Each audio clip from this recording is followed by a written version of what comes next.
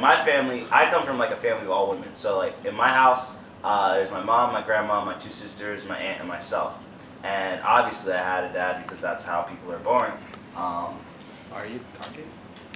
Yeah, for the next few years at least. And so like I think I got more cues of what a man was not than what a man was. Bro. Every black man know a black man in prison. Every black man making madman decisions. That's how it is for me. Like I don't think I ever really got like men should be blank, but more like a men shouldn't be blank.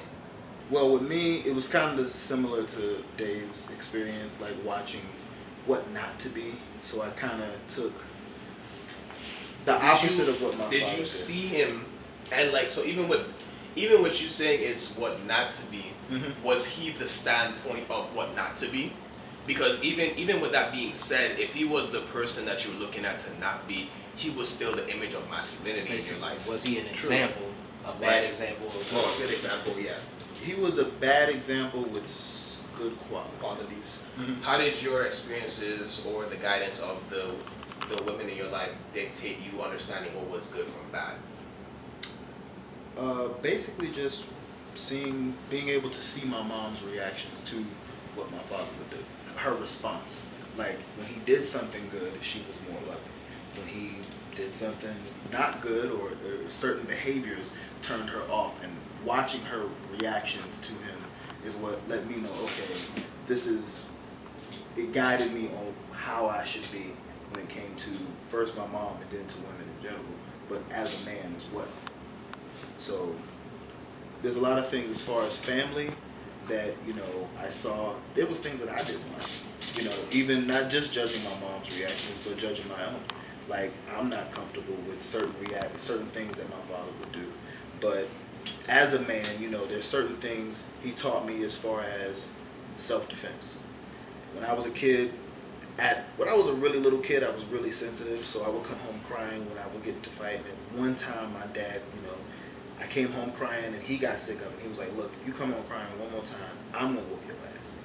And even though I wasn't initially afraid of him saying that was like, okay, I can't, I have to find a solution. So that was the first time that I fought back. I got kicked off the bus, but I was proud because at least I ain't getting an ass whooping. So even in that perspective, yeah, he was still an authority type figure at times. So I think that's wasn't another consistent. Yeah, I think that's another point, right?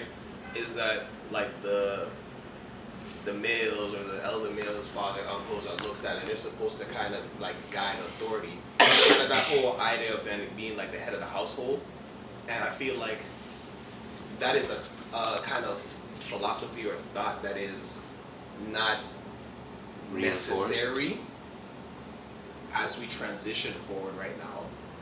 Because I was the only guy in my house, there was like lots of like man of the house things. But the only real like manly thing that I ever really had to worry about was like, you're responsible for your sisters and like all the women here. Mm-hmm. And that's it. Like there was no like, it wasn't like men need to do 1,000 push-ups. I know that's not a real thing. But not if you're Cider Man. Yeah, but for me I'm not one who's too much into like men are blank, men should blank. Personally, but I think that in a lot of families and cultures, they have things that men should do. A lot of times that came from a place of who's the bread maker in a time when women weren't even allowed to hold actual jobs. Because I'm not going to say they weren't allowed to hold jobs. There are different societies where women have always held jobs.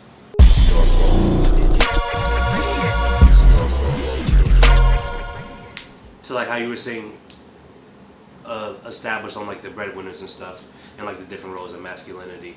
For me, I also come from a household where it was solely women except for my granddad, and by example, I didn't really learn about it until I was 18, but my mom would tell me about how my granddad would work from Monday to Friday, and then when Friday would hit, he would be gone for the whole weekend till Sunday and then come back. But it was more like the example of being the breadwinner, and he'd always pay the bills and make sure it was on time. So it wouldn't be challenged. so it's not like it was problematic.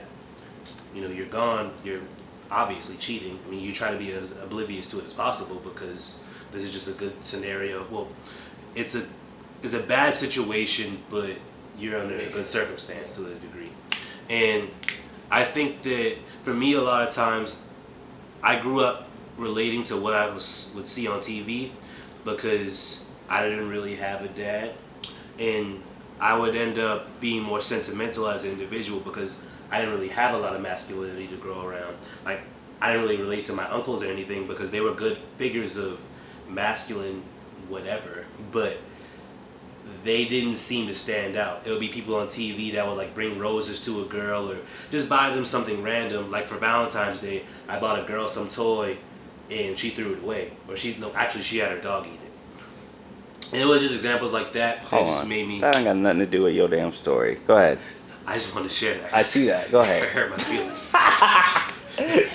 I feel like it didn't in sentence, but it did in your emotional build-up. So I get where you were going. So go ahead. It kind of fit. I got it. I'm here for the ghost. Yeah.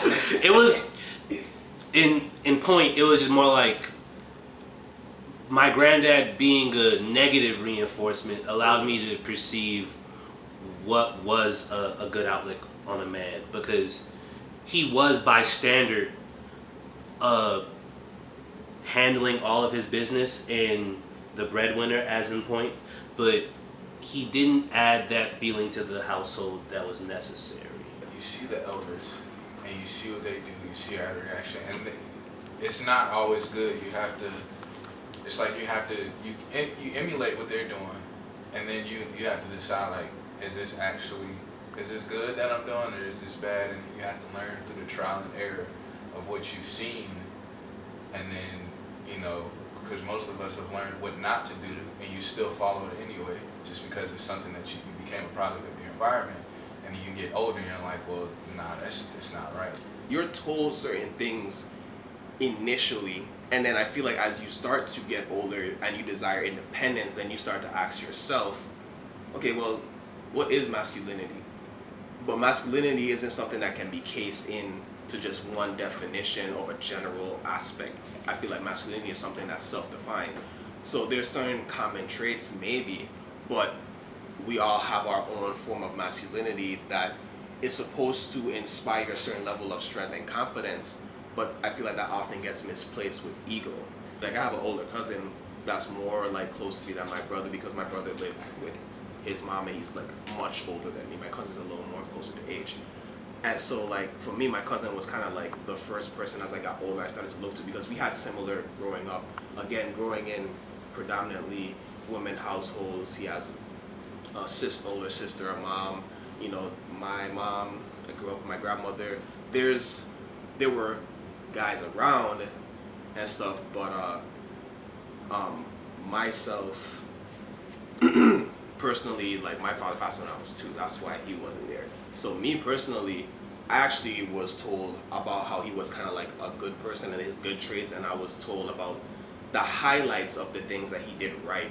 And yeah, it was like he was honestly the first point of reference that I was given, but the first person I took up to look to was my cousin, because I saw him struggling with the same type of things that I eventually had to struggle with myself once my mom had my sisters. Initially, I was the only child, and then I had my sisters, and that was another factor in the dynamic that changed both my mentality of just like myself and how I'm supposed to carry myself.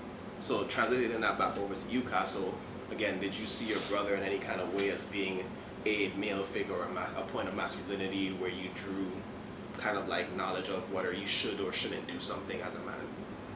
Going through, you know, my mom dating, her marrying someone, you know, and then him moving out the house, then I felt like I had to try and take his spot, but I'm also 9 years younger than him. So I had to deal with the arguing and you know, hearing that and stuff in the household. And I wanted to move with my brother, but at the same time, like, I couldn't, because I felt like I still had to stay at home. But I shouldn't have had to take on that responsibility, you know, being at that young age. And I always knew he wasn't perfect, you know, but we also had that connection to where, like, he'll come to me if he needs something, even him being the older brother, and I know I can go to him and talk to him about certain stuff. So we have that balance. It's like we don't really let that 9 years separate us, knowing that both of us are very knowledgeable and have lots of wisdom that we can pull from each other. So we never like we don't really hold any punches with each other. Like if we got something to say that we don't like the other one is doing, and whether they agree with it or not, we're still gonna put that out in the air. At least give the other person something to think about. But that definitely, I always wanted to be around him. I couldn't. 9 years of difference. Right. He in high school, I'm still in elementary school. I always wanted to be around him. And then, yeah, that had to be the first person. And my pops wasn't always around, but still, I knew I was just like him. So it's like, I went through a point where I stopped talking to him because he went back and forth between being incarcerated, but knowing how similar, like I look just like him. Even I shave and I'd be like, damn, I look like my dad. Like, so even with him not being here, it's like no matter where I go, I can't go anywhere without him knowing how close we are. So I think before we transition to the next point, I think something that we've all touched on is essentially that there's a communication aspect here. Like any good relationship, communication dictates the flow and how things shape and form with that relationship. You and your brother, whether it's the mothers and aunts in our life, our sisters, or whatever the case may be, you have these relationships that you have to have and that you have to nurture and take care of. Even at a small age, there's a give and take. It's wild, the irony that like men are known for like objectifying women and basically reducing them to their, anatomical parts or whatever. But it's wild that we do it to ourselves, you know what I'm saying? Like when you think about all the archetypes of a man that we come to, oh, you a man if you got mad girls, or you a man if you take care of your business. Or you challenge that, right? And that's the other thing too. But what I'm saying is that like men make these standards. So men say you the man if you got mad girls, or you the man if you take care of business, or you a man if you don't show no emotion, you hard or whatever. But in a sense, we are objectifying ourselves. Like we are reducing ourselves to our physical strength. We are reducing ourselves to our sexual prowess. We reducing ourselves to like just I guess a lack of emotional intimacy. I'm gonna just jump the gun on this, okay, and pull the lever on the brakes and say that is literally slave mentality. That is literally a product of what has been shown and given to and had to been developed off of. So it's something that's it was worse. Makes sense. People have been growing on it, and it's up to our generation now to grow on it even more. But I feel like you said, there's this kind of like there's this bad transition of things that we're pulling, but we're also becoming more aware of those things not being something that we should be translating over to masculinity, and now we're talking about it.